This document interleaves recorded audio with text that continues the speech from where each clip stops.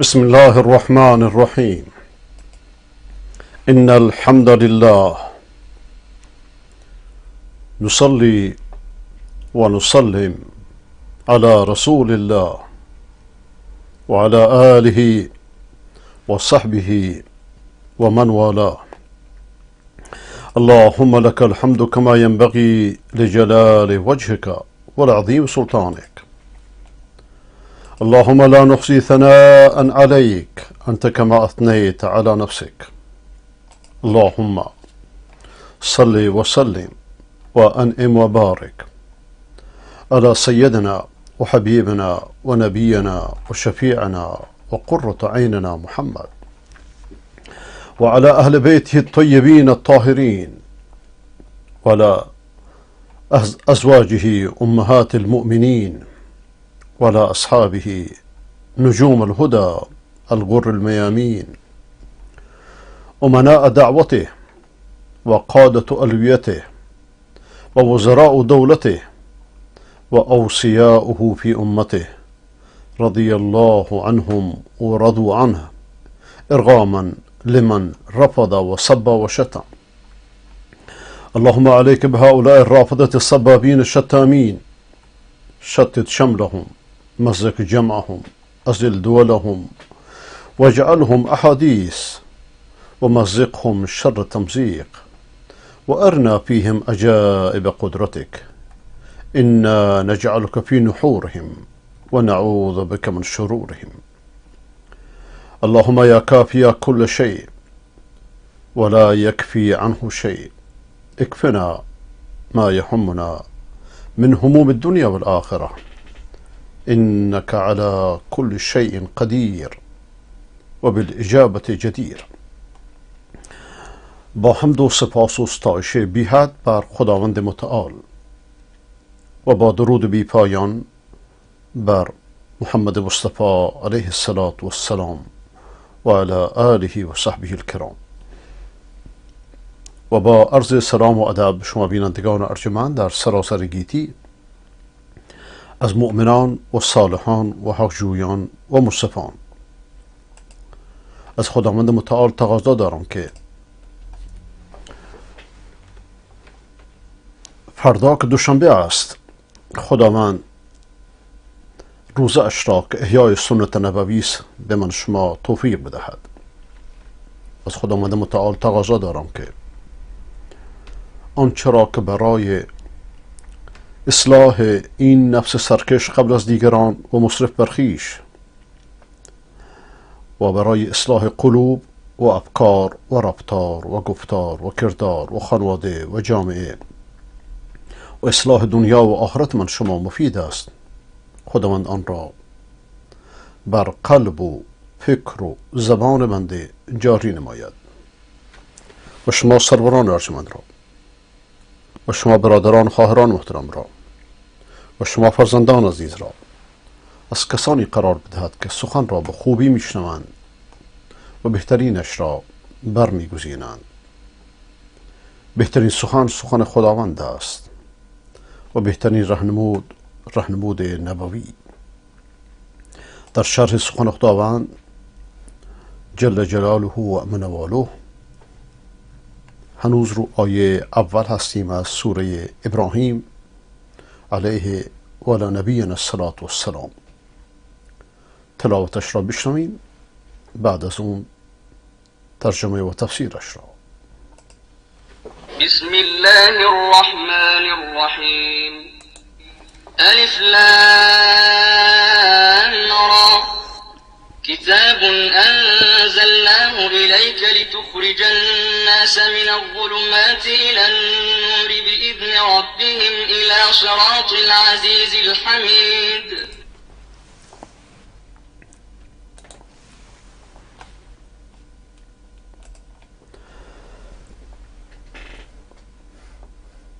کتابی بر تو نازل کرده ایم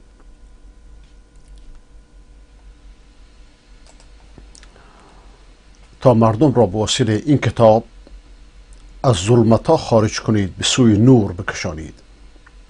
اون هم به اذن پروردگارت، یعنی کارها همه دست خداونده. به راه خداوندی که شکست ناپذیر و ستوده و حمید است. خداوند عزیز و شکست ناپذیره، غالب مغلوب نمیشه و کسی که از خدا فقط پیروی کنه، کسی که پیر و پاتال و امام و بزرگان و پیغمبران و ملائکه رو با خدا شریک قرار نده، ذلیل نمیشه. اینجا خداوند از اسماء الحسنای خودش در این آیه مبارکه اسم عزیز رو انتخاب کرده. عزیز یعنی غالب، یعنی شکست ناپذیر، یعنی کسی نمیتونه به طرفش بره. یعنی اینکه اگر با او باشید با عزت خواهید بود، شکست نمیخورید، ذلیل نمیشید، خار نمیشید. من کان یرید العزة فلله العزة جمیعا.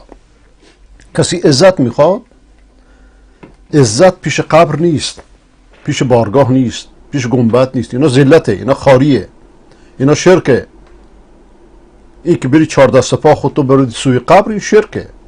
خداوند خالقته، هرچی پیش او خودت را ذلیل کنید با عزت‌تر میشید. هرچی پیش بندگان خودتو ذلیل کنید ذلیلتر و خارتر میشید.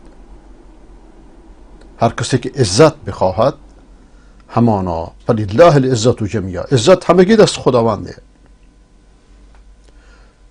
ورزا در سوره منافقون آیه جزئی از آیه 8 میفرماید ولله العزة ولرسوله وللمؤمنین.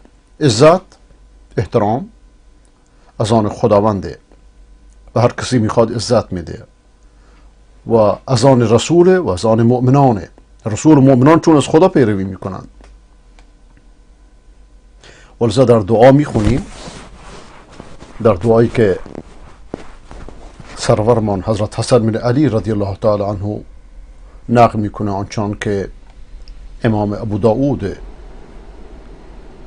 سیستانی یا در واقع بلوچ در کتاب خودش در سنن ابی داود نقل میکنه از حضرت حسن بن علی: انه لا یذل من والیت ولا یعز من عادیت. ای بار خدایا،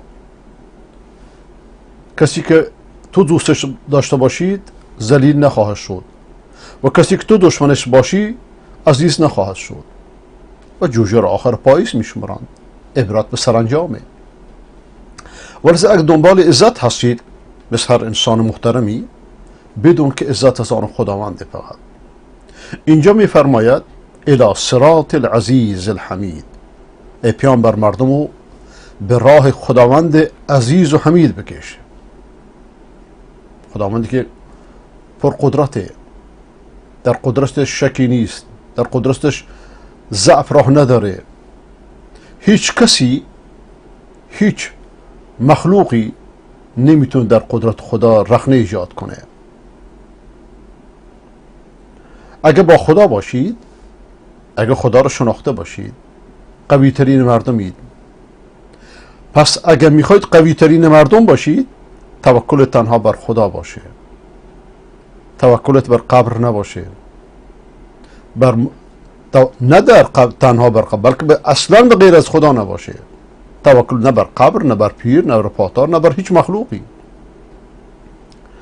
وقتی توکلت بر خداوند باشه، پشتیبانت خداونده.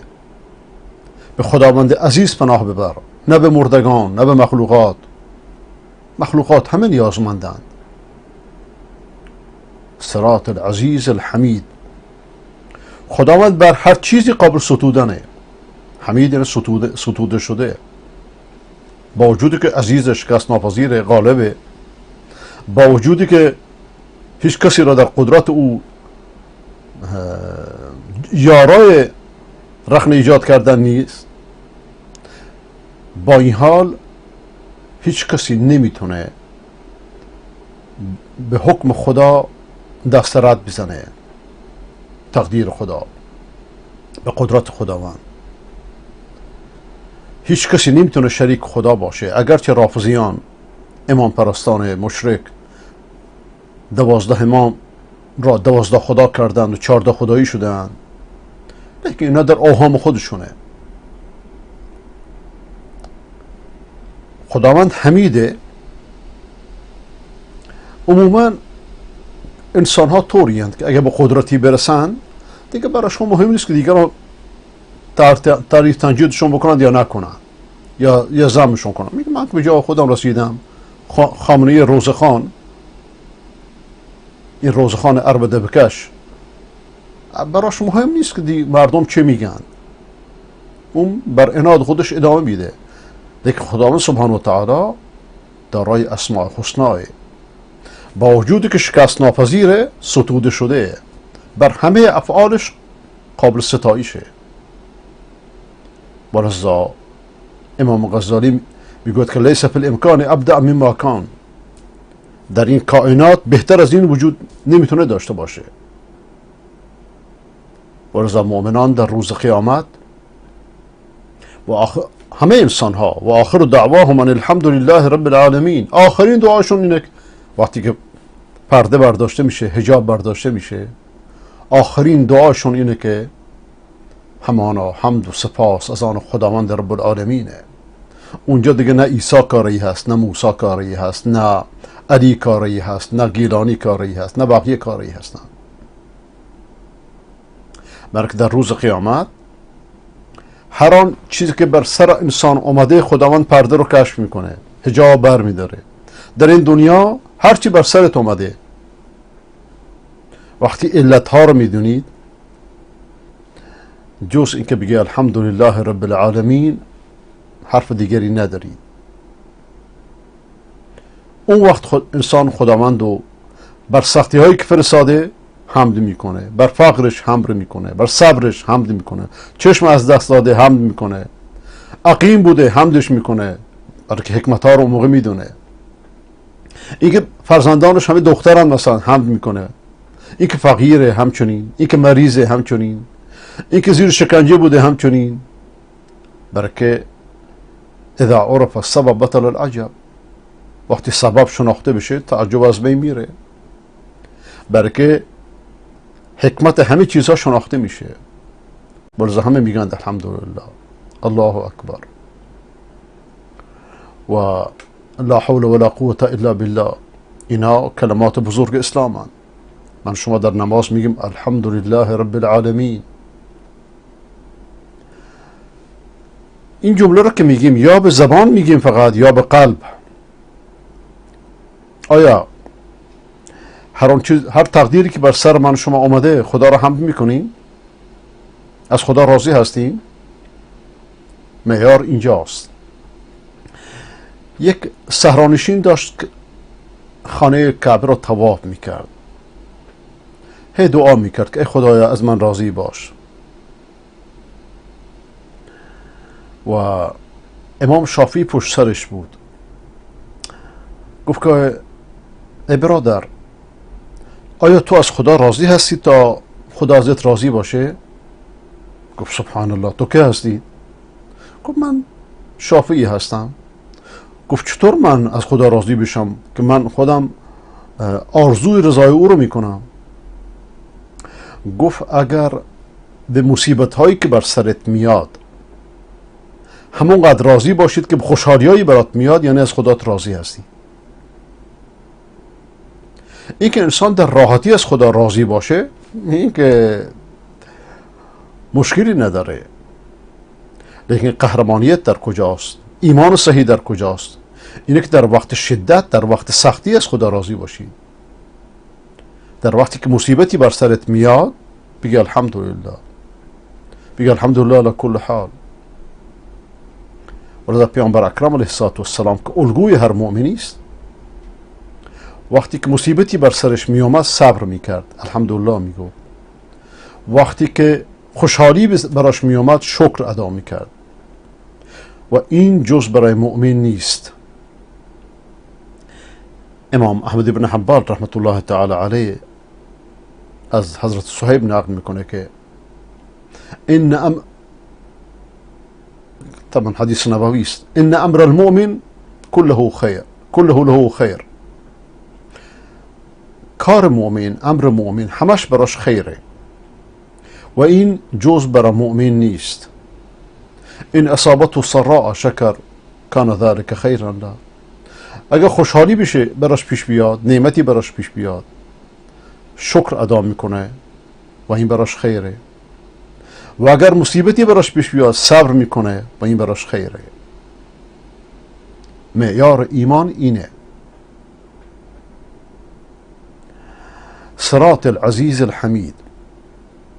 وقتیش انسان هدایت میشه با این کتاب، با این قرآن که سخنان رب العالمینه،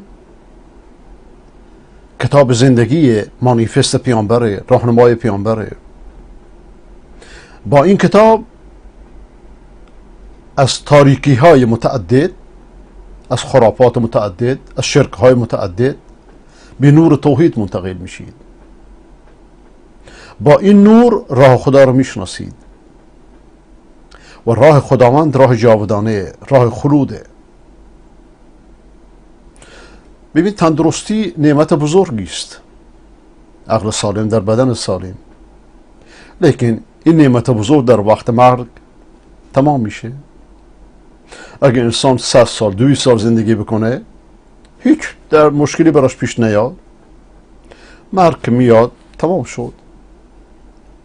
اگر انسان ثروتمندی باشه، خداوند بهش توفیق داده طول زندگیش خرج کنه، سخاوت به خرج بده در راه خیر، درآمدش بیشتر از مصرفش باشه، در همه زندگیش ذلت سؤال رو نچشیده، طعم فقر رو نچشیده، اگه 100 سال 200 سال زندگی کنه، مرگ اینو به تمامش میکنه.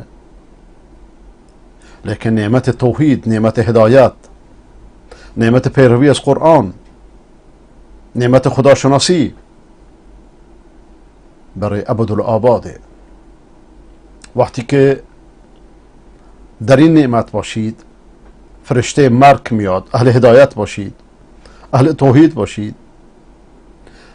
هنوز در این دنیا هستید تا فرشته مرگ میاد به تبریک میگه، تبریک بهشت بهت میگه.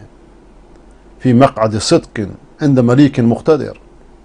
در جای راستگویان هستید پیش خداوند مقتدر، در قرب خداوندید. نعمت هدایت، نعمت توحید، نعمت قرآن، نعمت عمل به قرآن بهترین نعمته، هیچ نعمتی باش قابل مقایسه نیست. و نقمت امامت، نقمت شرک، نقمت ولایت تراشی، ظلمت قبر پرستی، ظلمت بدعت ها که همه بر ضد قرآن است و بر ضد سنت نبوی است. علاوه بر که در این دنیا انسان رو ذلیل و خوار میکنه، بزرگترین خاریش وقتی شروع میشه که فرشته مرگ به سراغت بیاد. ولذا کتاب انزلناه الیک لتخرج الناس من الظلمات الى النور باذن ربهم الى صراط العزیز الحمید. اینجا خداوند خبر میده که این کتابشو بر پیامبرش نازل کرده، سخنان خودشو که هیچ سخنی شبیهش نیست، بر بهترین خلق بشر، بر حبیب حق و سرور خلق نازل کرده، فرود آورده، برای اینکه به خلق، به مخلوقات نفع برسونه. اون نفعشون چیه؟ تا اینکه از ظلمت ها، از تاریکی ها اونها را خارج کنه، از کفر، از بدعت، از بیدینی، از بددینی، از اخلاق بد، از انواع معاصی، از شرابخواری، از قبرپرستی، از رباخواری، از زنا، از بی‌حجابی، از بد اخلاقی، از دین فروشی، از بدعت گذاری، از سینه زنی، از زنجیر زنی، ظلمت ها از الان تا صبح بشمار، از همه اینا خارجت کنه، از انواع معاصی، از ظلمت های جهل و کفر، از اخلاق بد، از انواع معاصی، از همه اینا به نور علم، به نور ایمان، به نور توحید، به نور اخلاق نیک بکشاندید. چرا میگه به اذن ربهم؟ یعنی که این مرادی که محبوب خداونده، این ارزش های عالی که محبوب خداونده، جز به اراده خداوند و توفیق خداوند رخ نمیده. و اینجا تشویق میکنه، راهنمایی میکنه که از خدایتون استعانت بطلبید فقط. همچنان که در نمازتون میگید ایاک نعبد و ایاک نستعین، در خارج از نماز بر ضدش کار نکنید. نگو یا علی مدد و یا حسین مدد و یا پیر مدد و یا گیلانی مدد. از خدایتون استعانت بطلبید تا شما را در چنین راهی ببره. ولذا نور رو تفسیر میکنه به راهی که بهش هدایت میشن، الی صراط العزیز الحمید، راهی که انسان به خدا میرسونه، راهی که انسان رو به دار کرامت خدا میرسونه، که این خودش شامل علم به حقه و عمل به حقه. العزیز الحمید. اینجا که میگه عزیز و حمید، بعد از که راهی را که به خدا میرسونه ذکر میکنه، اشاره به اینه کسی که راه خدا رو بره، راه توحید انتخاب کنه، راه پیامبر انتخاب بکنه، قرآن و سنت انتخاب بکنه، به عزت خداوند عزیز میشه، قوی میشه، اگرچه هیچ کسی همراه نداشته باشه، هیچ یار یاوری نداشته باشه، بلکه دلها دست خداونده. خداوند حمیده، در همه امورش قابل حمد و ستایشه. و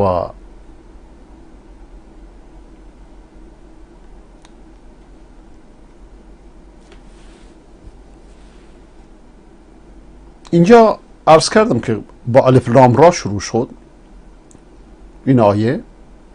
این حروف مقطعه بارها دربارش توضیح دادم. برای بیدار کردن و توجه کردن کسانی است که قرآن اونها را به چالش میطلبه. الف لام را یا بقیه حروف مقطعه گویا که خداوند به معاندان میگه، به معارضان میگه، اونه که بر ضد قرآنن، این قرآن در میان شماست. حرفاش همین حرفایی که شما، حروفش همین حرفایی شما باش حرف میزنید، مینویسید، سخن میگویید، از جنس همین حروف هجاییه. شما شعر بهش میگید. بخصوص ای عرب، اگه شک دارید که این کتاب از طرف خداوند نازل شده، مثلشو بیارید. هر که رو میخواید دعوت کنید تا شما رو کمک بکنه. کامپیوتر هم هست امروز، کامپیوتر هم هست. بیاد یه قرآن دیگه بیارید. آقای بوش لعین پسر یه قرآنی چاپ کرد که اسمش شنیده اصلا. اگه نمیتونید 10 آیه مثلشو بیارید، یک سوره مثلشو بیارید. و ان کنتم فی ریب مما نزلنا علی عبدنا فاتوا بسوره من مثله وادعوا شهداءکم من دون الله ان کنتم صادقین. اگر در این کتاب شک دارید، در این کتابی که ما اونو بر بنده خود نازل کرده ایم، یه سوره‌ای مثلشو بیارید. همه شاهدانتون و پشتیبانانتون و غیر از خدا بخوانید اگه شما راست میگید. ولذا اینجا وقتی میفرماید کتاب انزلناه الیک لتخرج الناس من الظلمات الی النور، چون این حرفی رو میزنه خمینی نجس تا کلینی نجس و امام تراشان نجس و پلید میگن که این کتاب قابل فهم نیست. این کتاب امام زمان برده، امام قرآن کرام با خودش برده. اینجا خداوند عظمت این کتاب بیان میکنه، به خاطر اون هدف بزرگی که براش به خاطرش نازل شده که مردم هدایت بشن، از تاریکی ها به نور بیان. امام قرآن و کرانی که از مادر نزایده قرآن بهش میده که با خود ببره. ظلمات جمع ظلمه، مقصود ازش کفر، زلالت، بدعت. مقصود از نور ایمان، هدایت، توحید.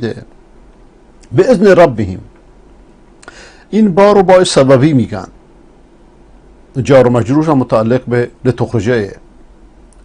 صراط اصلش جاده، راه. از سرط الشیء وقتی که چیز رو ببله، با سین، البته سرطه با سین.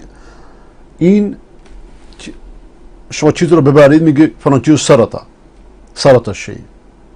راه به این نام نامیدن برای که راه رو میبره گویا، لیکن در لهجه قریش سین رو به صاد تبدیل میکنن ولذا صاد شده. معنیش چیه؟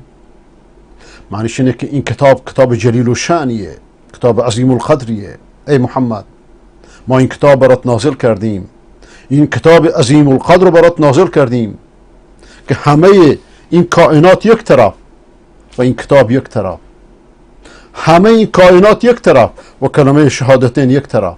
هنوز این کتاب میچرخه، کلمه شهادتین میچرخه. با این کتاب مردم را، گمراهان را از ظلمت‌های کفر و جهالت و نادانی و بدعت به نور خارجشون کن، به سوی نور ایمان و علم و هدایت. لیکن این خارج شدن جز به اذن پروردگار، جز به مشیت پروردگار، جز به اراده پروردگار، جز به امر پروردگار، جز به اجازه پروردگار صورت نمیگیره. بلکه در ملکش، در ملکوتش، جز آنچه را که خودش میخواهد چیزی صورت نمیگیره. نه امامی کاری هست، نه معمومی کاری هست، نه مخلوقی کاری هست، نه جنی کاری هست، نه انسی کاری هست. هر کی غیر از خدا را پرستیدید بت پرستید، هر کی غیر از الله را صفات الله دادید بت پرستید، هر اسمی که میخوای روش بگذارید. توحید این است و بس. الی صراط العزیز الحمید. این صراط العزیز الحمید بدل الی النوره، یعنی تا مردم را از ظلمات‌های کفر و ضلالت به سوی راه خداوند که عزیز هست اخراج کنید. خداوند عزیزی که غالب و مغلوب نمیشه، حمیدی که با هر زبانی قابل حمده. اینجا اخراج به پیامبر خدا صلی الله علیه و آله نسبت داده به اعتبار اینکه مبلغ این کتابه. این کتاب شامل هدایته. با این کتاب بود که مردم از کفر به ایمان، از جهالت به هدایت در آورد. کفر و بدعت و شرک و به ظلمت تشبیه میکنه، همچنان که امام رازی میفرماید. و نور و به ایمان و بارها عرض کردم که این که ظلمت ها رو ظلمات و جمع میاره، نور و مفرد میاره، اشاره بر اینه که کفر و شرک و بدعت راه بسیار داره، نامحدوده. اما ایمان راهش یه راهه. همه پیغمبران ان الدین عند الله الاسلام، از آدم تا خاتم همه پیغمبران بر یک راه برانگیخته شدند. همه مسلمان بودند، همه موحد بودند، همه یکتاپرست بودند، همه مردم را به سوی عبادت خداوند دعوت کردند. عیسی نیامده که مردم رو بگه منو عبادت کنید طوری که عیسی پرستان و مشرک میگن. عزیر نیامده که مردم به سوی خودش دعوت کنه، مردم او را عبادت کنن طوری که یهودیان میگن، یا بقیه اقوام و ملل. همه پیامبران مسلمان بودند. پس راه ایمان یکیست. راه کفر که مردم ایجاد کردن متعدده. ولیکن این راه، این عمل جز به اذن خداوند صورت نمیگیره، جز به اراده خداوند صورت نمیگیره، جز به مشیت خداوند صورت نمیگیره. پیامبر مبلغه با همه عظمتی که داره.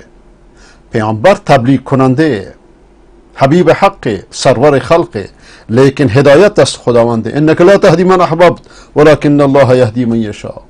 تو هر کسی را دوست داشته باشی نمیتونه هدایت کنه ای پیامبر، چون قلب ها دست پیامبر نیست. اما پلان پیر، پلان پاتال دلها را کباب میکنه. این بریلوی بازی ها و شرکولوژی ها مال صوفیان غالی و شیعیان غالیه. مشیت خداونده، هدایت فقط دست خداونده.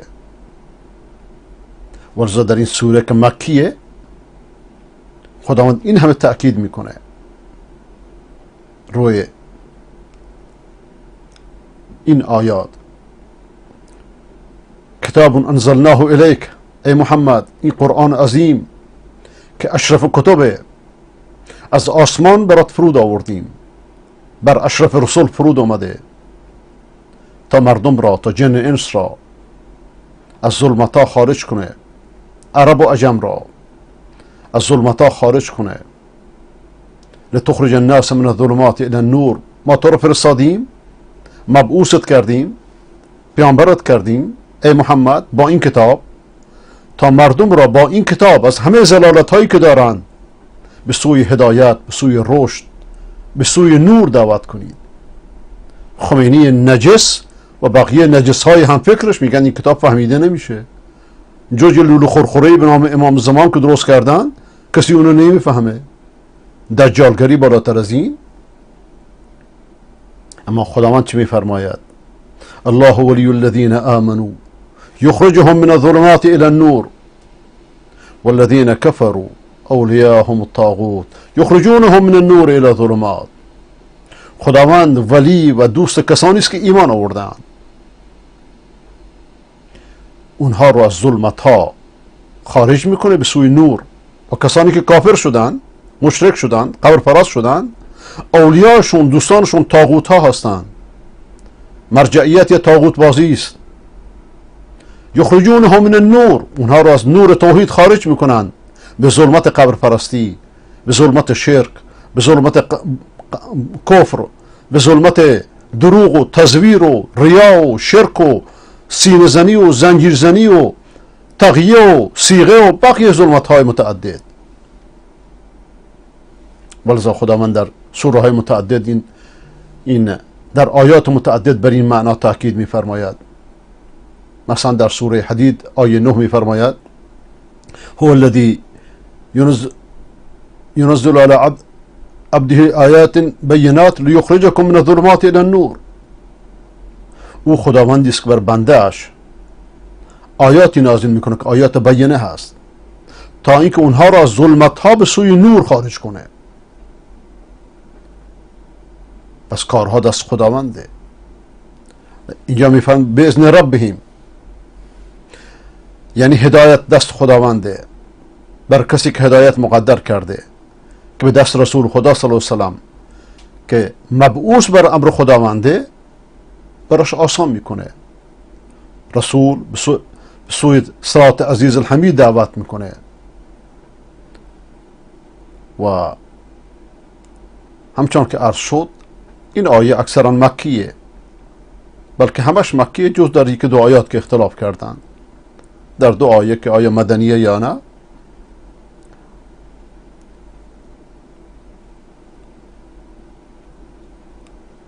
تا اینجا توقف میکنم، انشاءالله بقیه رو در جلسه سوم ادامه میدم انشاءالله اگه خدا عمری بده.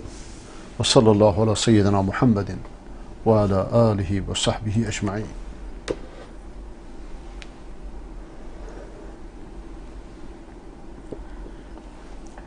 همچون که عرض شد فردا دوشنبه و پیامبر خدا صلی الله علیه و سلم میفرماد که اعمال انسان ها بر خداوند در دوشنبه و پنجشنبه عرضه میشه. من دوست دارم که اعمالم بر خدا عرضه بشه که من روزه هستم. خدا من روزه چنین روزهایی را که کوتاه هست و نما قیام لیل شبها را که طولانی است نصیب من شما فرماید.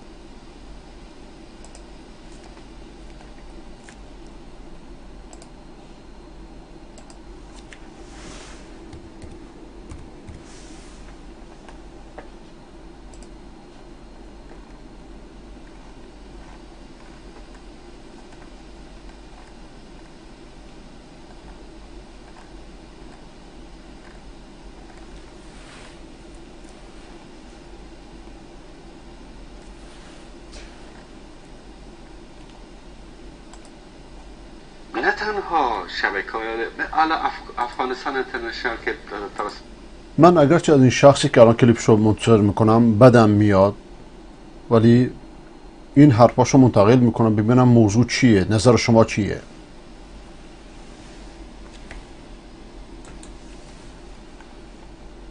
یهود و نصارا را اندازی شده، ما با او کار نداریم. BBC و صدای آمریکا و دوچه و رادیو آزادی به اونا کار نداریم که اونا هدفشان آشکار است.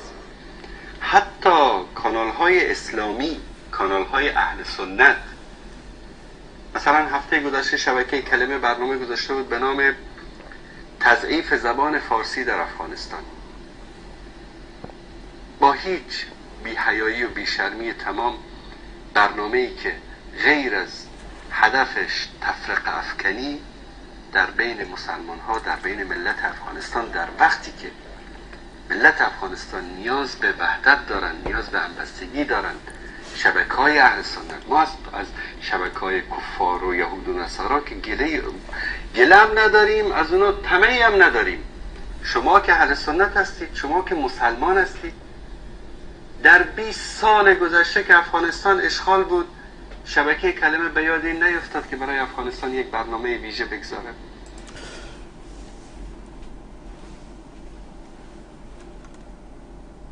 در این مورد بنده هم عرض میکنم که موضع شبکه کلمه راجع به طالبان یک موضع مشکوکه که وقتی اونها رو اعلام میکنند که البته من وقتی کلمه میگم 2 نفر رو میگم، بقیه نه. برنامه های کلمه بارها گفتم اکثر برنامه‌اش خوبه، اگرچه خیلی سیاسی شده و هر کسی روش خودش انتخاب میکنه، کاری ندارم، لیکن این موضعگیری سیاسی وابسته انسان مستقل چون این حرفی رو نمیزنه که بگه طالبان نوکر ایرانن. این موضع مستقل نیست، موضع دیکتات شده به نظر بنده. و این 2 نفری که من بارها عرض کردم که مشکوکم و بارها راجع بهشون حرف زدم، شما میدونید. بریم جلوتر. سیمای افغانستان بگذارم. نیاز نداشت افغانستان، روستاهای افغانستان، روستاهای کامل با 400-500 نفر مرد و زن، کودک و پیر و جوان زیر بمباران ناتو و آمریکا نابود شد. اثری از آنها نماند. به هزاران مرد و زن مسلمان در زندانهای آمریکایی تجاوز شد. صدا از شبکه کلمه بر نیامد. یک برنامه در مورد افغانستان نگذاشته. خب این نشون میده که کلمه مستقل نیست. اگه مستقل می بود این کارو نمیکرد.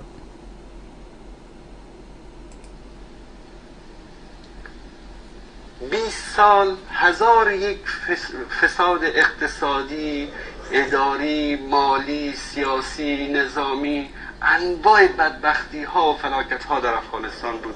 شبکه کلمه یک برنامه نگذاشت. امروز سیگار که مؤسسه آمریکایی است میاد در گزارش سالانه خود میگه که در افغانستان این فساد بود، این فساد بود، این مشکلات بود در حکومت گذشته. شبکه کلمه برنامه نمیگذاره. اما از برای خدا رسول الله، شما مسلمان هستید، اهل سنت هستید، رسول الله صلی الله علیه و سلم میفرمایند دعوها فانها منتنه، رها کنید، بگذارید این حرفای گندیده را. تضعیف زبان فارسی، زبان فرهنگ فارسی رو هیچ کس نمیتونه تضعیف بکنه. اصلا این عنوان احمقانه سرکی گذاشته برای این برنامه. زبان مولانا، زبان سعدی، زبان حافظ، زبان رودکی، زبان فردوسی رو کسی نمیتونه تضعیف بکنه. این فرهنگ است. این فرهنگ فارسی، ادبیات فارسی ریشه در قرنها داره، ریشه در عمق قومها و ملتها داره. این هیچ کس نمیتونه تضعیف بکنه. حالا مثلا یک کسی آمده دانشگاه رو مثلا پوهنتون عوض کرده. در افغانستان به دانشگاه میگن پوهنتون. خیلی احمقانه است که انسان به دنبال این بگرده که در آن جایی که من درس میخوانم در اون بالا نوشته باشه دانشگاه بلخ یا پوهنتون بلخ یا بلخ یونیورسیتی. چه فرق میکنه؟ مهم این است که محتوا چی است. مهم این است که در اونجا کی تربیت میشه. مهم این است که در اونجا مردم چگونه تعلیم میبینن. امروز هزاران نفر از ماها میریم در کشورهای عربی نوشته الجامعه، یعنی دانشگاه، یعنی پوهنتون. در کشورهای اروپا و آمریکا میرید نوشته یونیورسیتی، میرید اونجا درس میخوانید. مگه فرقی میکنه؟ مثلا در کشوری مثل ایران در زایدان هم برید نوشته دانشگاه، در اهواز هم برید که عرب هستن نوشته دانشگاه، در کردستان هم برید که کردن نوشته دانشگاه، در آذربایجان هم که برید که آذری هستن نوشته دانشگاه. حالا آذری ها بلند بشن بگن که نه برای ما به آذری بنویسید، کردا بلند بشن بگن برای ما به کردی بنویسید، بلوچا بلند بشن بگن بلوچی بنویسید. این یک مسائل احمقانه ای است که کسی که اینو مطرح میکنه انسانهای بیمارن. این حرف رو بنده قبول ندارم. هر ملتی باید آزادی زبان، آزادی فرهنگ رو در داخل کشور داشته باشه، چه در ایران چه در افغانستان. هیچ زبانی بر علیه زبان دیگه نباید رشد کنه. یکی برای کشور یک زبان رسمی که برای همه باشه هیچ اشکالی هم نداره، لیکن این به حساب زبانهای دیگه و فرهنگهای دیگه نباید باشه. امروز غرب اینو به خوبی فهمیده. شما فکر کنید مثلا در سوئد 4 نفر بلوچ که با هستش، مثلا عرض میکنم آقا براش معلم بلوچی تو منزل میارن که بهش درس بده، فرهنگ خودتو حفظ کن. آزادی اینه. و ولسته در این حرف من باش موافق نیستم، لیکن عموما وقتی منم این برنامه رو در کلمه دیدم مشکوک شدم. گفتم یعنی چی؟ چرا باقی حرفاشو درسته به نظرم، اگرچه خود این شخص خدا هدایتش کنه، بزرگترین ضربه رو به ما زد که بارها توضیح دادم، نیازی به تکرارش نیست و خداوند باش همون چیزی رو که لایقش بود عمل کرد و از عربستان سعودی طرد شد و صدها مشکل همین آقا بر ما درست کرد که حساب در قیامت برای همه. ما فکر کنم که این حرفش که راجع به کلمه زد درست باشه. به هر حال من اینو گذاشتم که نظر شما رو بخوام. بشنون فرانسویا داعش خراسان میگه، ما خراسان میگه. داعش مسلمان است افراطی، مردم ما شما افراطی و مسلمان هستن. داعش میخواد انتقام ما از طالب بگیره، خب مردم ما میخواین انتقام از طالب گرفته شون. داعش اکثریت مطلقش تاجک و فارسی زبان است، حضور پشتونا کمتر است، عزیز و تحریر و جمعیت اسلامی رو آن با اونا همکار هستن. خب مردم میبینه که اینجا حضور ما هست. این حرفای احمقانه همش. همین دلیلی که مردم با داعش همکاری نکنه چیه؟ آقا داعش اولا افکار غالی داره، ثانیاً همه استخبارات دنیا کار میکنند به نام داعش. اکثرا به نفع ایران این کاری که انجام میده در افغانستان، هم فکرش افراطی و هم ابزار دست دیگران. منتظر میشینم که فلانی خان از فلانه جای بیاید بحث مقاومت مطرح بکنه، باز ما بریم فردا و پس فردا جمعش بسازیم. نه، شما اشتباه میکنید که سلاح بر علیه دولت اسلامی برمیدارید. این کار شرعا ناجایزه. تمام تلاش همیشه این بوده که طالب به قدرت نرسه، چه در دهه 70 یا این تلویزیون کلمه بشنوه میگه که طالبان مزدور ایرانن. اگه هدف کلمه ارضای بعضی از دولت ها نمی بود این حرف رو نمی زد. ببینید خود ایرانی ها چی میگن. این آقا کارمند وزارت خارجه میلادی، چه بعد از اون، چه حتی در این سالهای آخر تا اونجایی که امکان پذیر بود تلاش شد که طالب به قدرت نرسه. اونچه که ما در دهه 70 میلادی شاهد بودیم این هست که این شهادت منم شهادت یعنی خودم ناظر بودم دیگه، بالاخره این نیست که به عنوان تحلیل روزنامه‌ای نمیگم. اونچه که از دستمون بر اومد که انجام دادیم و اون موقع من در دهه 70 سفیر ایران در تاجیکستان بودم. تمام این عملیات کمک به احمد شاه مسعود رو ما از طریق دوشنبه پایتخت تاجیکستان انجام میدادیم. ای خدا لعنتتون کنه که همه تفرقه انداختید. شهید سلیمانی اون زمان در لعنت خدا بر سلیمانی باد. از طریق تاجیکستان اقداماتی که انجام میشد و سرانجام منجر به واقعه 11 سپتامبر سقوط طالبان شد و در حتی سقوط طالبان هم، حالا چون باید کسان دیگه بعضی از مطالب رو بگن من نگم شاید بهتر باشه، ولی همینقدر میتونم اشاره بکنم که نه، شما نقش مستقیم داشتید. من در همون روزهای اول این حرف زدم. حتی در عملیاتی که امریکایی انجام میدادن تا زمانی که یک نوع کمک خاصی بهشون نشد اونا داشتن بیابونا رو میزدن و در سقوط طالبان و روی کار اومدن سیستم جدید قطعا ایران کمک خاصی انجام داد. و بفرمایید باز کلمه بگه که طالبان مزدور ایرانند. بعد از اون هم ما دیدیم که چه در آنچه که در بن اتفاق افتاد چه در مواردی که به اصطلاح بعد از اون داریم. به هر حال الان این شرایط به وجود اومده، یک طالبی در کابل به قدرت رسیده، حتما این به زیان امنیت ملی ما هست، به زیان منافع ملی ما هست، اما چیکار میشه کرد؟ آیا جنگیدن با طالبان امکان پذیره؟ آیا زدن طالبان از قدرت کنار توسط جمهوری اسلامی ایران امکان پذیره؟ خیلی صریح و روشن میگم نه، امکان پذیر نیست. فعلا شرایطی نیست که ایران بشه سیبل درگیری با طالب، اصلا امکان پذیر نیست. ما به هر حال میدونیم که طالب با اون شرایط، یعنی به جهت چسبندگی که به اخشاری از درون جامعه افغانستان داره، بالاخره اینها امروز بهشون طالب گفته میشه. زمان شوروی هم اینا بودن، همینها بودن. طالب ریشه از خارج اومدن نداره، طالبی است که بالاخره اگر نگاه بکنیم اینا آموزش دیدگان مولوی محمد نبی بودن که بالاخره اونها علیه شوروی جنگیدن، اینا بینشون علیه نه فقط طلاب مولوی محمد نبی نبودن، همه اینا جزء مجاهدین بودن، اینا با همه احزاب اسلامی بودن، شوروی جنگیدن بودن تا اینجا اومدن. بالاخره یک مجموعه است، تفکری است که ما چاره‌ای جز این که نوعی سیاست رو در مقابل این جریان خاص به پیش بگیریم نیست.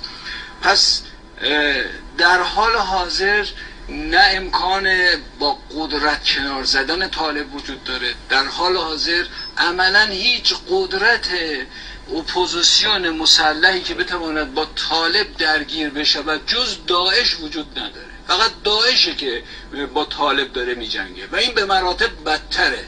میگن در جهنم مارهایی هست که آدم نمیدونم عقربهایی هست به مار پناه میبره یا مارهایی هست به عقرب پناه میبره، حاج آقا بهتر از من میدونم، ولی بالاخره این وضعیتی است که ما در افغانستان داریم.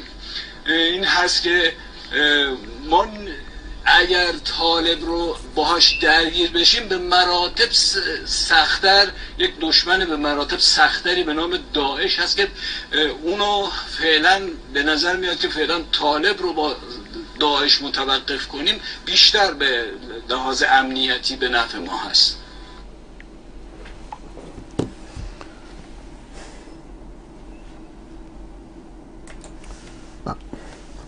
اینا انصار ابلیسند، انصار ابلیس. نه تنها شبکه‌های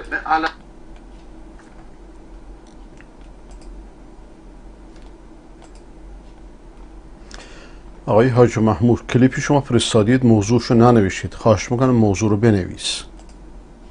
پرلذت‌ترین خوشبخت‌ترین وقت مرد اون لحظه‌ای که لبخند تو صورت همسرش می‌بینه. من از باب تجربه بهتون میگم، خوشبخت‌ترین وقت برای یک مرد اون وقتی که لبخند تو صورت همسرش می‌بینه. این بهترین گله. اگر به مردتون برید یک کامیون گل 1 میلیارد هزینه بکنید گل بخرید براش، اصلا احساساتش نه برانگیخته میشه نه پرورش مییابه، اصلا تاثیر روش نمیذاره. ولی اگر زن بهش گل بدی، بله اونجا هست احساساتش برن. بعد مردا توصیه میکنیم این کارو بکنن اگر با یک شاخه باشه، ولی که زنا باید خودشون گل باشن، نه اینکه توقع داشته باشن گلی رو بخرن بدن. خواهش میکنم کلیپ هایی که میفرستید موضوعاتشون رو بنویسید. سلام پدرم. آقای احمد علیکم السلام رحمت الله. من احساس میکنم همون را خمینی توجه نمیشم چی میگه، بذار از آخر بخونم. خیلی پیام فرستادی.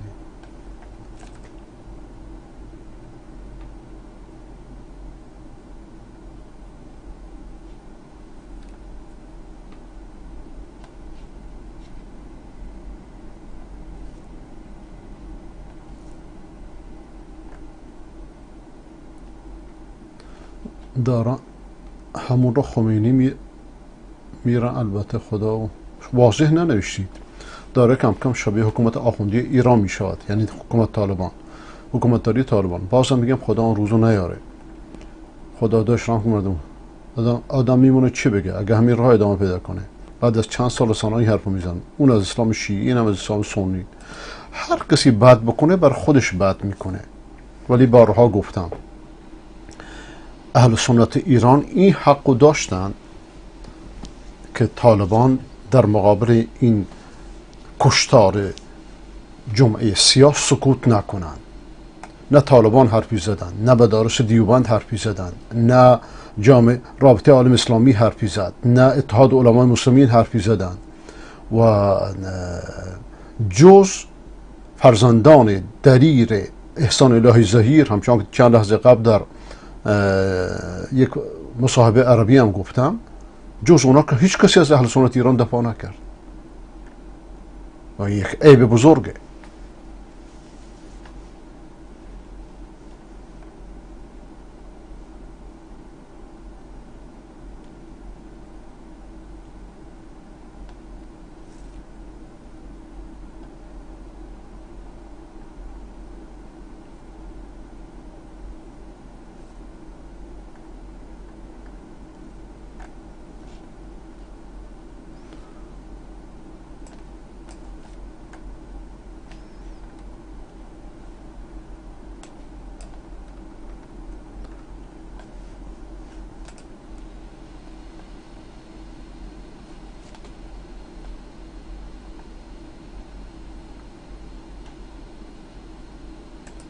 موږ دې پیژاندل مولوي یعقوب صاحب پلار د دې کې دومره عقل و چې الله تعالی ډېر غټ عقل ورکړی و، کېدای شي بیا به داسې کس رانه شي. ځانګړي خصوصیات یې څه شو؟ یوه خبره یې درته وکړم فقط څنګه چې اوس هغه امر حکم صادق چې امارت مجاهدینو ملګري منصوبین دا به سګرېټ مطلق نه څکوي، سګرېټ یې بند کړو په یو وار بند شو. د هغه حق امر چې ودی داسې واجب الایجاد داسې دی زر تطبیقېدی چې بیخي په ثانیو کې.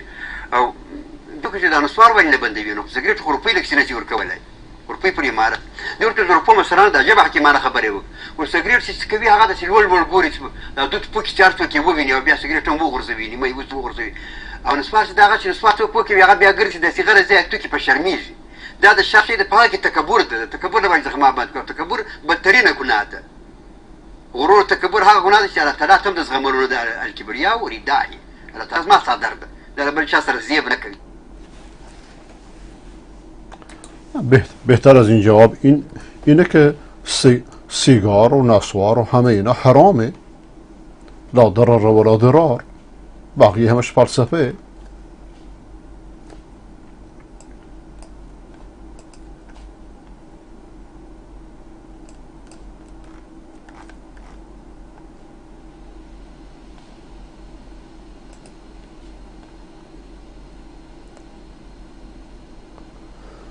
کلام بزرگان انقلاب خمینی و جمهوری شیعه. شیخ تفسیر شهید مولانا محمد عمر ملا ظهیر رحمه الله ابتدا از این نظام خمینی را چوخ شناخته بود و ماهیتان را معرفی کرد. 57 ثانیه. بسیار خوب. جمهوری شیعه نام که بود جمهوری اسلامی بود. اما شیعه مناسبتی نیست در خدمت شما حقیقتا انتظار میکنم که هیچ افرادشان با هم دیگر مناسبتی نیست که جمهوری اسلامی دیدی بلا شیعه ببینی هم شیعه شاطرہ امکان نیست که محالات ہے ایک بار جمهوری اسلامی جمهوری شیعه بودی جمهوری شیعه ایک بار جمهوری اسلامی دوسری نمائے کا مکل لیکن امکان نیست کہ با هم دیگر سرکار کہ دوسرے کا اگر سماجی تک آپ آ سکتے ہیں ہم میں آ سکتے ہیں بزن جمهوری اسلامی شیعه نہیں. حالانکہ شیعہ یہ تمام شان تو کھلا کر بالکل بڑی کی سمجھایا پانی پڑی بدے نعرہ تکبیر نعرہ تکبیر اسلام مدرسے منصور علوم وانی مدرسے منصور علوم.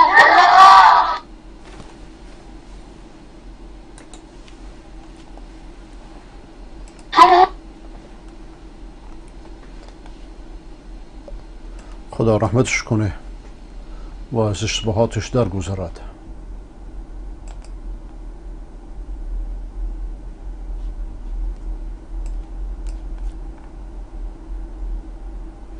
سلام. فکر کنم مشکل شما با مولی عبدالحمید شخصی و خویشاوندی است. نه، برعکس، ما هیچ مشکل خویشاوندی نداریم.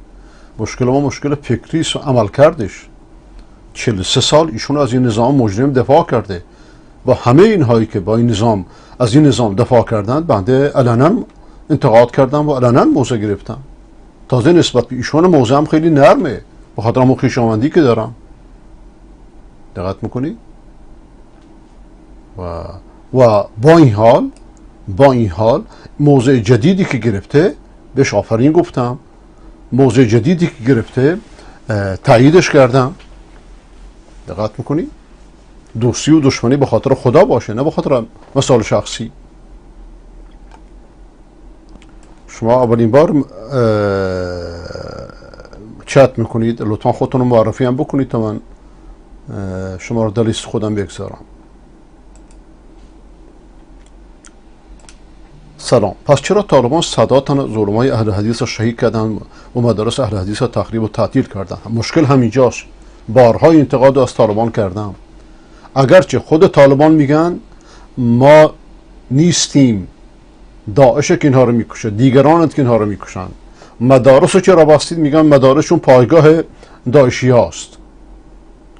ولی تا کی این حرف آخر؟ در این شکی نیست که اهل حدیث در افغانستان مورد ظلمند، مورد بعضی ناچار شدن فرار کنن. به نظر بنده صوفی های سیفی غالی که در بدنه طالبان هستند، قدرت هم دارند، اینها باید باشند.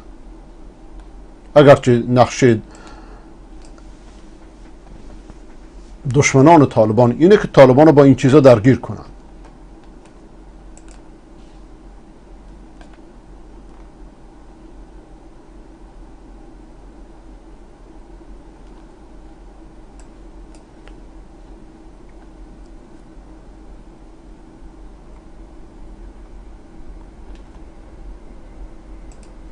و دعا کنید که مولی عبدالحمید در این موضع جدیدش که اگر تا یک موضع مردانه گرفته همینه، ثابت بمونه، با چشم سرخ نشون دادن رژیم عقب نکشه.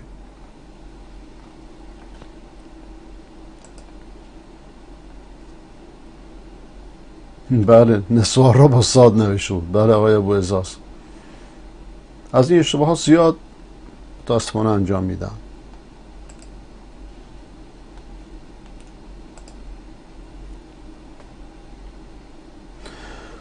آقای ابو مهدی، آخوند وقتی جمعیت زیاد دورش باشه موش میشه، ولی کافیست تعداد کمی برای اعتراض به خیابون بیان همه رو اعدام میکنه. راه حل در اتحاد ملت هست.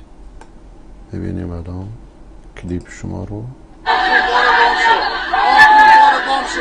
آخون بار گم شو.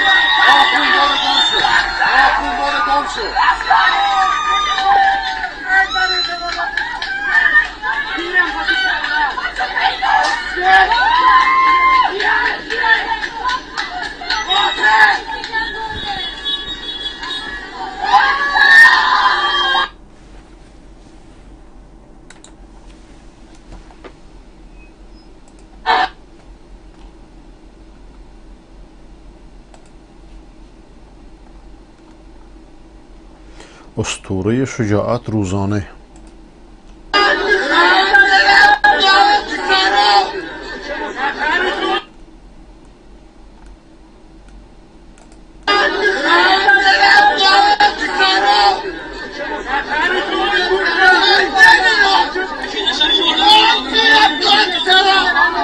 حسین رونقی رو مزدوران حکومتی از جلوی دادسرای اجه‌ای رو بودن.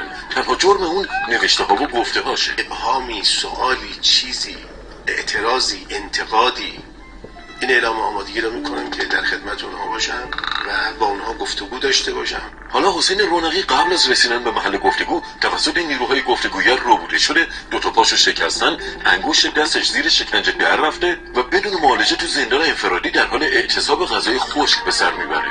حسین که تنها جرمش بیان نظرش بوده، از سال 88 تا امروز نصف عمرش تو زندان گذرونده و ماها در اعتراض به بی‌عدالتی، فشار به خانواده‌اش و شکنجه‌های مکرر اعتصاب غذا کرده. توفیق گفتگوی شما.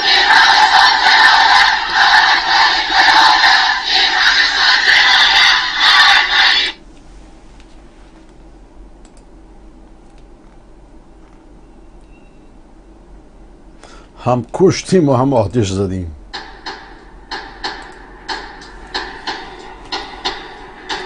اینجا زاهدانه، پارکینگ بعثت واقع در خیابون کشاورز نزدیک مسجد مکی. شما شاهد انتقام حکومت از مردم معترض بلوچ هستید. در جمعه خونین بعد از پایان نماز جمعه نزدیک به 100 نمازگزار بلوچ با تیر مستقیم ماموران کشته شدند. اما این همه ماجرا نیست. حکومت همزمان با کشتار 10 مغازه شهروندان بلوچ و چند پاساژ رو به آتش کشید. این ویدیو آتش گرفتن پاساژ رویال رو نشون میده. بسیاری از خودروهای پارکینگ بعثت که همگی متعلق به شهروندان بلوچ هستند قبلا توقیف شده بودند و برخی هم خودروهایی که در جمعه خونین به اونجا آورده شدند. هیچ خبری از آتش سوزی در چنین ابعاد وسیعی در اخبار حکومتی گزارش نشده، در حالی که شبکه هامون مثل شبکه‌های اصطلاح و سیما آتش زدن سطح زباله‌ها رو پوشش میده. بله، مردم بلوچ خواهان براندازی هستند و حکومت هم انتقام میگیره. هم جونشون رو میگیره هم مالشون.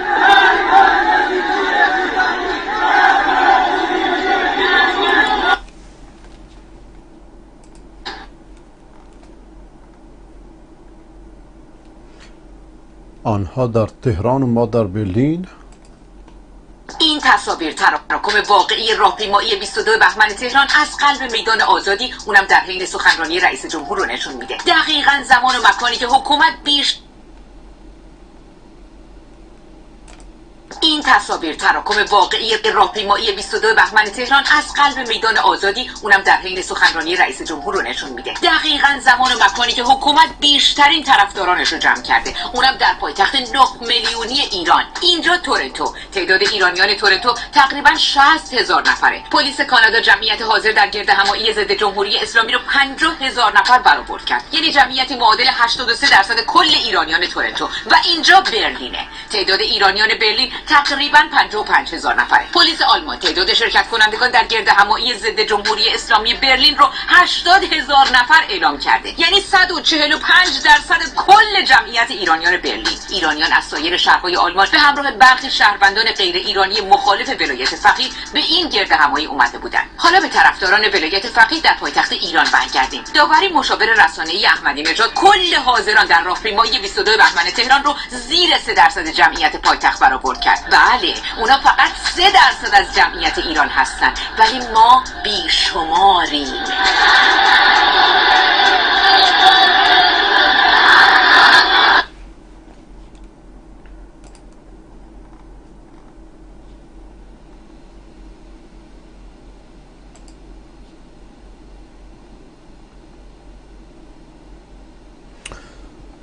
سایت وزارت اطلاعات هک شد.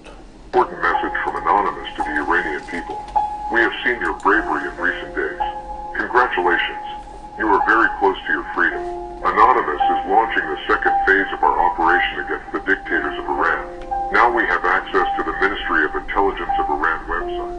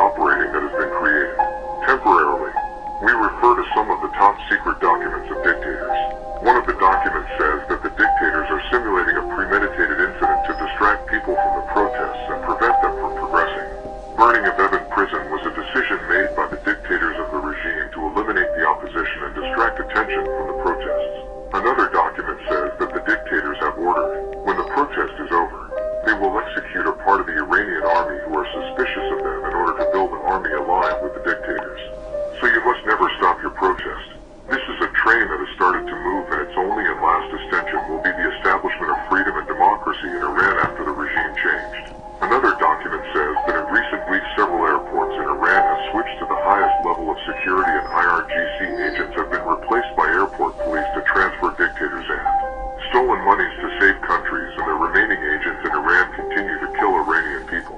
Anonymous will not leave the Iranian people alone after the establishment of freedom and democracy in Iran. We will help you in locating dictators and stolen rights.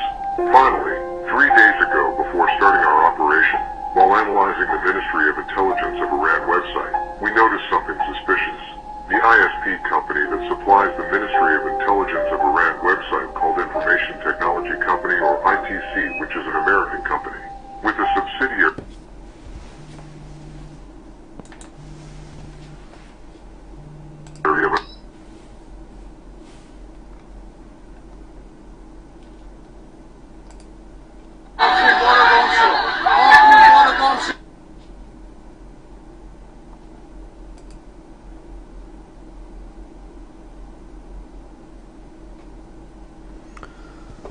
سلام. مادرم به من میگه داری میای خونه برام یک پاکت سیگار بخر. منم میخرم، فقط بهش میگم نکش. سیگار خریدنش هم گناهه و کشیدنش هم من باب اولا گناهه. این همکاری در معصیته. آقای سلطان سلیم، انداختن عمامه آخوند و لگد کردن عمامه دانشجویان.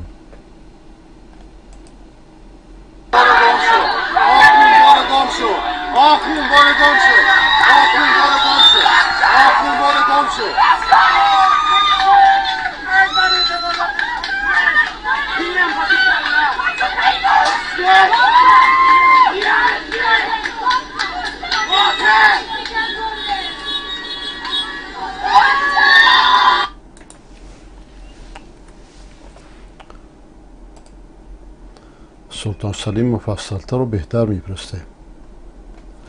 به باد دادن عمامه آخوند در اردبیل.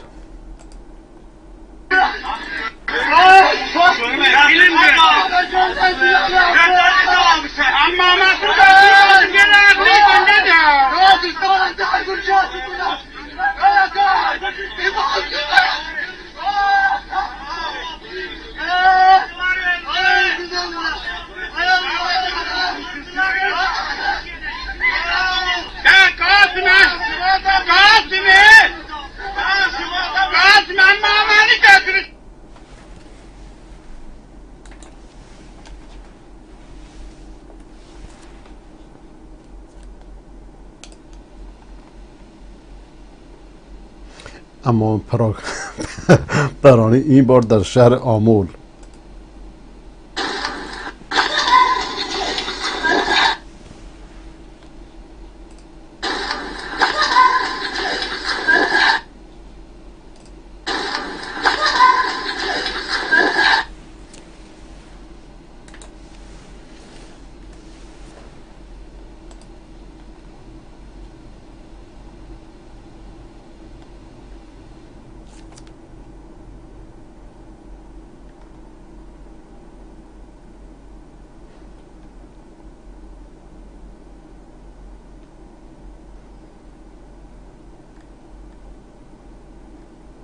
مرگ بر خامنه‌ای روی بنر بزرگ قاسم تروریست.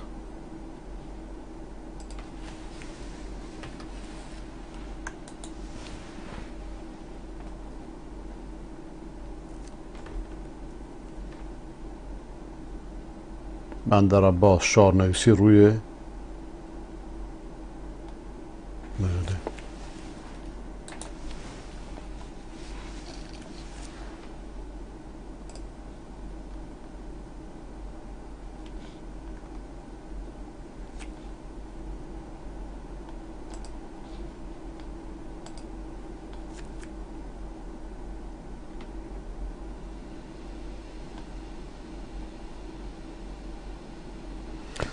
سه رکعت نمازویت بعد از هم چه سوره بخونیم بهتر است؟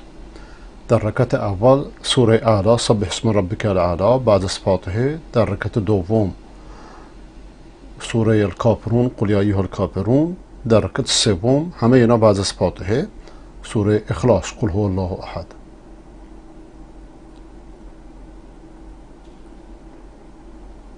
اگر غیر از اینا رو خوندیم درسته، لیکن بهتر اینه.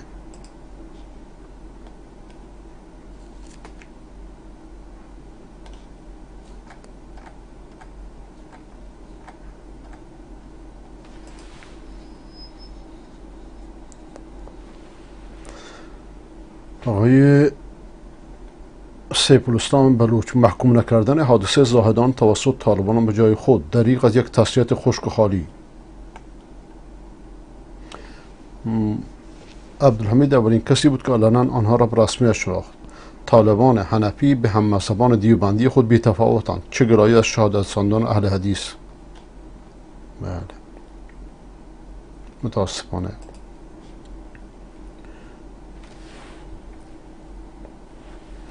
امروز 1 آبان ماه سخنان نور محمد بلوچ در حمایت از مسجد مکی و شهدای مکی. آفرین بشود. شما می‌بینید مردم خاص هستند، شاید مردم زادان اینجا مندار کمی ذاتی باشه، ولی همین مردم خاص خدا می‌دونه که نور محمد بلوچ کی هست؟ شما می‌بینید مردم خاص هستند، شاید مردم زادان اینجا مندار شما می‌بینید مردم خاص هستند، شاید نمیدونم چرا اینطوریه این. شما می‌بینید مردم خاص هستند، شاید مردم زادان اینجا مندار کمی ذاتی باشه، ولی همین مردم خاص خدا می‌دونه که ما به همه مسئولین رو گفتیم ما مردم خاص مثل یک بمب انفجاری داریم خودمون رو حفظ می‌کنیم، مگر اینکه هر وقتی به خط قرمز ما برسه. خط قرمز ما چیه؟ دین ما و چطور اسلام.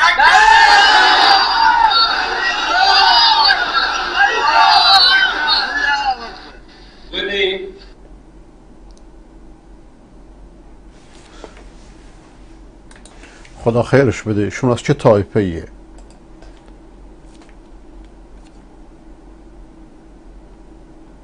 سخنان کریم بخش کردی امروز در دیدار اقشار مختلف مردم خاص با مولوی عبدالحمید. و در دیدگاه شما جوانان باز هم بسارت دیدید، کشته شدید و هیچ کس خون شما رو ندید و تا سال 72 که مسجد شیخ فیض ویران شد و تبدیل به پارک شد و باز شما جوانان در مسجد مکی آمدید، کشته شدید، خون دادید، مسجد مکی گلوله بسته شد و تا روز 8 می شما با سلاحی نداشتید، اسلحه‌تان تکفیر بود و فقط سجاده های نمازتان و باز شما خونتان بر زمین ریخت. مطمئن باشید که شما آینده از آن شماست، مطمئن باشید خدا با شماست. امروز شیخ الاسلام تنها نیست، شیخ الاسلام زبان گویای ما، زبان مطالبات ما، زبان حق است و امروز همه حق طلبان، همه مطالبه‌گران، همه انسان‌هایی که حق را می‌شناسند، انسانیت را می‌شناسند، عدالت را می‌شناسند، پشت سر او ایستادند.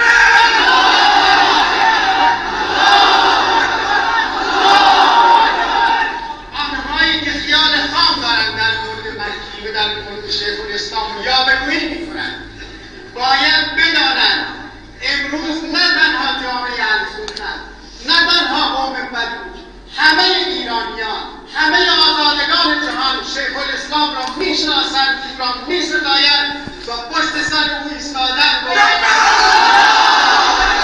هر که حرف ملت رو بزنه، درد ملت رو بگه، مردم دوستش خواهند داشت، چه سنی باشن چه شیعه.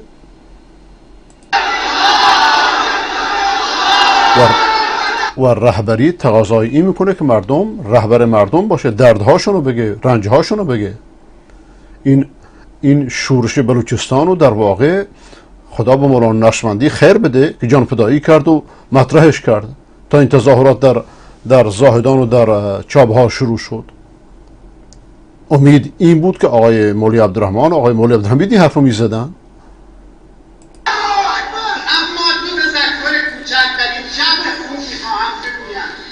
امروز قوم بلوچ را دو تهدید دارد، تهدید می‌کند. یکی اختلافاتی که ما بین خودمان داریم و ما خودمان را داریم می‌کشیم و یکی ایجاد از جوانان ما را نابود کرد. شما تصمیم بگیرید که دیگر به سوی همدیگر اسلحه نکشید، همدیگر را نکشید، جوانانتان را به عنوان مخدر نابود نکنید.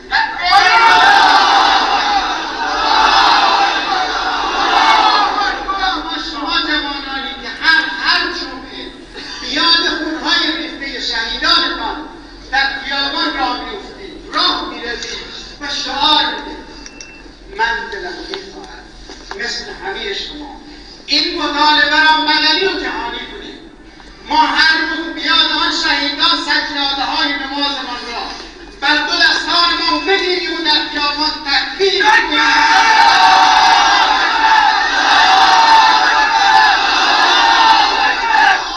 تا دنیا بداند این مظلومین بودند که سجاده خونین آنهاست که در دست ماست که شهید شدند. اینها نه آشوب طلب بودند، نه اغتشاشگر بودند و نه عوامل بیگانه و تجزیات طلب. اینها فقط اهل خدا و دین بودند که کشته شدند و به شهادت رسیدند.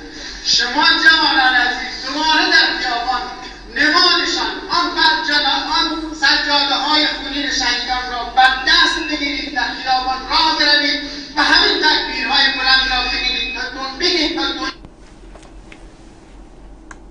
آفرین بر شما. خدا خیرتون بده. خدا خیرتون بده آقای میر بلوچزهی. ایشون آقای کریم بخش کردی بودن، قبلیش نور محمد بلوچ میر بلوچزهی بودن. خدا خیرشون بده. متاسفانه وقت دیگری است. بقیه پیام ها رو انشاءالله فردا میخونم. خداوند به همه شما توفیق بده. خدا حافظ و ناصرتون باشه. رفت سوز سینه تاتارو